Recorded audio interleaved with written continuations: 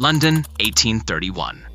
The city was booming, factories rising, science advancing, and medical schools competing to unlock the mysteries of the human body. But beneath the surface of progress lay a horrifying truth, a black market for the dead. Every anatomy student needed bodies to dissect. Every lecture demanded cadavers. But where did they come from? That's where a shadowy class of men appeared, the resurrectionists, or body snatchers. They would creep into graveyards at night, dig up freshly buried corpses, and sell them to medical schools for cash. It was illegal, but doctors rarely asked questions. As long as the body was fresh, money changed hands. But soon, even grave robbing wasn't enough. That's when things turned darker. That's when the London Burkers arrived.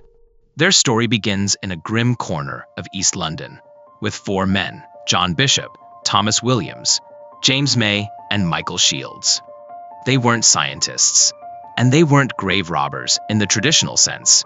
They were opportunists, men who realized there was more money in creating corpses than digging them up.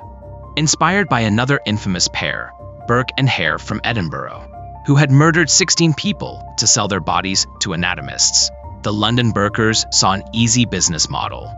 No digging, no waiting, no questions. Just murder and payment by the pound. They targeted the most vulnerable, the homeless, the poor, and orphans. People who could vanish without anyone noticing. They would lure them in with offers of food or work, intoxicate them with cheap gin, and then suffocate them, careful to leave no marks. The method became known as burking. For months, they operated without suspicion. Bodies flowed into London's medical schools, passed off as unclaimed. Doctors didn't ask where they came from, they just paid. The men made a fortune, enough to drink and gamble through nights in London's rotting back streets. But greed exposes all monsters. In November 1831, the gang brought a particularly fresh corpse, that of a young boy, to King's College Anatomy School.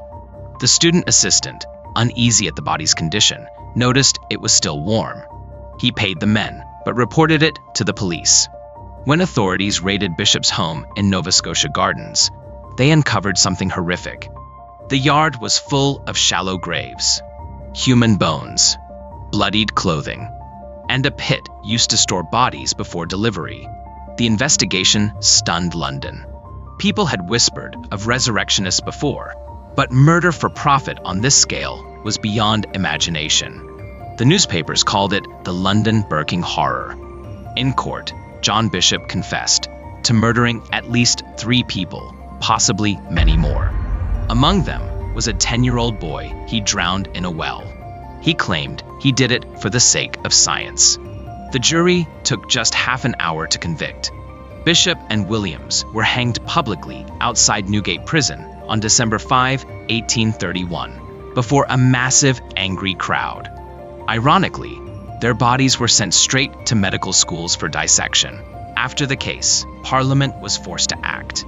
In 1832, the Anatomy Act was passed, allowing doctors to legally access unclaimed bodies from hospitals and workhouses, ending the black market that had thrived for decades. For years after, Londoners claimed to see shadows digging in old churchyards. And rumors spread that more Burkers were still out there, killers hiding under the guise of anatomy suppliers. The London Burkers weren't just criminals.